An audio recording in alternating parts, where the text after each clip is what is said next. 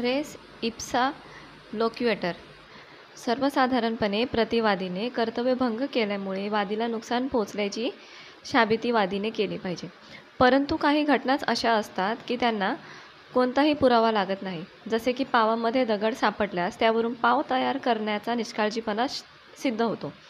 प्रतिवादीने निष्काळजीपणा दाखवल्याबद्दलचे गृहीत न्यायालय धरते आणि तो निष्काळजीपणा नसल्याचे नाकारण्याची आणि ते सिद्ध करण्याची जबाबदारी ही प्रतिवादीवर येऊन पडते.